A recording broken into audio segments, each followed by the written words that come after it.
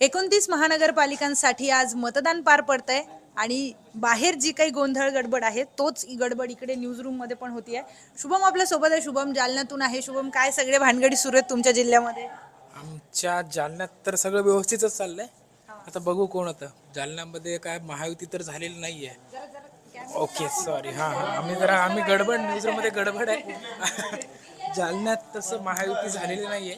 शिवसेना, भाजप आणि राष्ट्रवादी पण आता सांगत असतील ना पोरं, भाऊ असं असं झालं जालन्यामध्ये. सांगतात आजच्या मतदानावर सगळं आहे. पण आतापर्यंत जे अपडेट्स आहेत त्याच्यावर असं दिसतं की पहिल्यांदाच महानगरपालिका आहे जालन्यामध्ये, त्यामुळं मोठ्या प्रमाणात मतदान होतंय.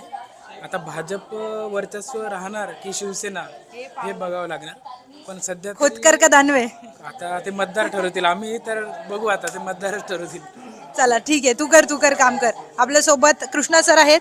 सध्या खूप घाई आहे, पण सर काय वाटतंय सध्या सकाळपासून काय वातावरण आहे? मतदानाला चांगला प्रतिसाद मिळतोय. मतदार चांगल्या पद्धतीने बाहेर पडत आहेत आणि मतदार बाहेर पडून आपला मतदानाचा हक्क बजावताना दिसत आहेत. यावेळेच्या मतदानाचं वैशिष्ट्य म्हणजे यावेळेस बोटावरची शाई पुसल्याच्या अनेक तक्रारी येऊ लागल्यात.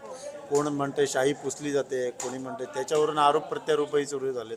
राज ठाकरेंनी आरोप केला, आता हे नवीन म्हणजे एक मशीन नवीन जोडलं ते कमी होतं, आता शाई पुसलं. त्याच्यामुळे आता त्यांनी एक मराठी भगवा गार्ड म्हणून जे आहेत ते फिरत आहेत, त्यांना आवाहन केलं आहे. जी ठाकरे बंधूंकडून उतरून जागोजागी पाहणी करत आहेत. त्याच्यामुळे आता तर संघर्ष दिसत नाही आहे, पण मला वाटतं जसजसं वेळ पुढे होईल तसतसं संघर्ष आणखी वाढू शकतो आणि काहीतरी चुकीचं गालबोट लागण्याची शक्यता आहे असं अंदाज दिसतोय. ओके सर, करा तुम्ही. सो असे सगळे प्रकार घडत आहेत. जर तुमचं पण असं काही होत असेल, बोटाला लागलेली शाई जर निघत असेल, तर प्लीज तुम्ही कमेंटमध्ये आम्हाला सांगा आणि तुमचा जिल्हा, तुमचं जे मतदान केंद्र आहे ते सुद्धा नक्की सांगा. आपल्यासोबत काय चाललंय? सध्या तर निवडणुकीचीच धामधूम सुरू आहे. मतदान चालू आहे. तुझा कुठला जिल्हा आहे? पुणे. काय चाललंय? अरे बापरे, पुण्यात? थांब. पुण्यात तर खर गंभीर विषय पुण्याचा. काय दादा का भाऊ? सध्या तरी संमिश्र प्रतिसाद आहे. जे काय आहे ते उद्याच समजेल. ते तर झालंच, पण आता काय घडतंय? आता सध्या तरी मतदानाला उत्स्फूर्त प्रतिसाद व्यवस्थित होत आहे. काही ठिकाणी मशीनमध्ये बिघाड झाल्याच्या बातम्या येतात सकाळपासून, पण आता सध्या तरी व्यवस्थित चाललेलं आहे. ठीक आहे, मशीनमध्ये बिघाड झाल्याच्या पण अनेक बातम्या येत आहेत. ऑफकोर्स ते तसं जरी झालं असेल तुमच्यासोबत तरी सांगा. आपल्यासोबत अतिशय विशिष्ट व्यक्तिमत्व आहे, कारण हे व्यक्तिमत्व नागपूरचं आहे. सर, नागपूरमध्ये काय चाललंय?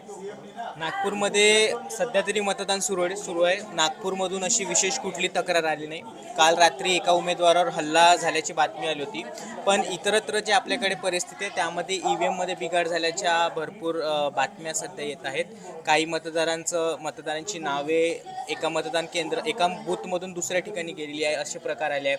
आताच बोरिवलीमधून एक बातमी आली की एका सोसायटीतील जे 22 घरांमधील जे सदस्य होते त्यांचे नावं यादीतच नसल्याचं आता समोर आलं. त्याच्यामुळे त्या ठिकाणी गोंधळाचं वातावरण आहे आणि सोबत काही ठिकाणचे व्हिडिओ आपल्यापर्यंत आले आहेत किंवा काही राजकीय नेत्यांनी, पदाधिकाऱ्यांनी आरोप केलाय की यंदाच्या निवडणुकीमध्ये जे आधी शाई लावली जायची त्या ठिकाणी ते मार्कर वापरले जात आहे आणि ते मार्कर पुसले जात आहे. यामुळे बोगस मतदानाचा धोका वाढू शकतो असा आरोप करण्यात आला आहे. पण त्याची दुसरी बाजू अशी आहे की अनेक ठिकाणून आता अशा पण बातम्या येत आहेत की मतदारांनी किंवा आपल्या रिपोर्टरने सुद्धा क्रॉस चेक केलं आहे, तर काही ठिकाणी बोटावरची शाई पुसले जात नाही आहे, तर असं देखील समोर आलं आहे. त्यामुळे मुंबई महापालिकेच्या आयुक्तांनी या सर्व प्रकरणांची चौकशी करण्याचा आदेश दिला आहे. त्यामुळे आता सध्या तरी हा नेमका प्रकार काय आहे याबाबत आपण निष्कर्ष बांधू शकत नाही. या संपूर्ण प्रकरणाची चौकशी. बरं, बाद झालं. नागपूर म्हटलं की भाऊ लगेच चालूच झाले, मग एक म्हणजे थांबायचं नावच घेत नाहीये. चला, आणखी काही जण आहेत आपल्यासोबत. असाइनमेंटचे लोक आहेत, सगळ्यात महत्वाचे लोक आहेत. ही काय घडते? कारण टीव्हीवर यायच्या आधी बातमी आधी ह्यांच्याकडे येते बरं का. नक्कीच टीव्हीवर जे तुम्ही बघताय, जी अपडेट बघताय ती इथूनच जाते आपल्याकडे टाइम टू टाइम. जे काही आहे, जो आता मतदानाचा आकडा असेल किंवा आता लोक ज्या पद्धतीने उत्स्फूर्त पद्धतीने आता तिथे वोट करायला जात आहेत, तर हे सगळं आपण आता वेळोवेळी लोकांपर्यंत पोहोचवण्याचा प्रयत्न करत आहोत. आणि रात्रीपर्यंत किंवा 5:30 वाजेपर्यंत आपलं मतदान असणार आहे, तोपर्यंतची वेळोवेळीची अपडेट आपण आपल्या प्रेक्षकांपर्यंत पोहोचवणार आहोत. बरं स्नेहा, तू एक पाहिलं का की मी जसं इथे आले, तुझ्या बाजूच्या सगळ्यात महत्वाच्या ज्या मॅडम आहेत त्या उठून तिकडे गेल्या, आता आल्यात नशीब परत. शिल्पा मॅडम प्लीज या. कॅमेरा समोर कधी न येता सतत न थकता काम करणाऱ्या मॅडम, काय घडतंय? बघा, महत्त्वाची वोटिंग तर झाले आहेत. मुंबईच्या पहिल्या टप्प्यामध्ये चांगलं वोटिंग दिसतंय. सकाळच्या सत्रामध्ये नाही नाही, आम्हाला अशी डिप्लोमॅटिक प्रतिक्रिया नकोय, काहीतरी सांगा, काहीतरी मसाला सांगा, काय होतंय? मसाला बघा, शाईवाला मुद्दा गाजणार आहे. पाडू नंतर शाईचा मुद्दा मुंबईच्या ह्याच्यामध्ये महत्त्वाचा राहील. पण इम्पॉर्टंट ठरेल की वोटिंग पूर्ण दिवसात कसं होतं त्याच्यावरती बघूया कोण येतंय. बघूया, आपण बघूया, नक्कीच बघूया. कोण आता राहिलाय आता?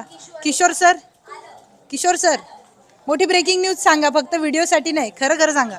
व्हिडिओसाठी असं नाही, बऱ्याच ठिकाणी मतदार यादीमध्ये घोळ आहे. काही ठिकाणी म्हणजे नाशिकसारख्या ठिकाणी, काही मुंबई किंवा याच्यामध्ये नवी मुंबईमध्ये देखील काय सकाळीच आपण जे बघितले, सुरुवातच अशी झाली की गणेश नाईकांनी स्वतः मिनिस्टर्स त्यांचे भलत्याच ठिकाणी नाव होतं आणि ते गेले भलत्याच ठिकाणी. तर अशी तारंबळ उडते. मंत्र्यांसोबत काय घडतंय बघताय ना तुम्ही. मतदारांसोबतचा तर विषय नंतरचाच आहे. The great Rasika, what is happening? Happening हीच आहे की मला तरी वाटतं, मी मुंबईची आहे, मी मुख्य परळ विभागात राहणारी आहे. माझ्यासाठी मराठी मुद्दा हा सर्वात महत्त्वाचा आहे. वॉटर, गटर, मीटर ह्या प्रश्नांची जी उत्तरं आहेत, हे प्रश्न जे सोडवणारा पक्ष असेल, जो पक्ष हे प्रश्न सोडवेल, माझ्यासाठी तोच पक्ष विनर असणार आहे. मतदान केलं तू?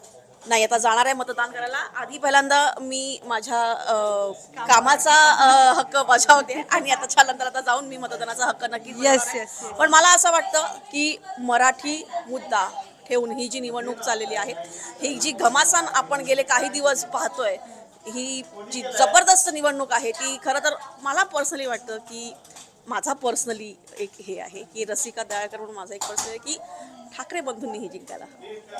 अतिशय दबक्या आवाजात तिनं तिचं मत सांगितलेलं आहे. पण आपण बघूया आता काय होत आहे. बऱ्याच जणांना सुद्धा हे वाटतंय, बऱ्याच जणांना अपोजिट सुद्धा वाटतंय.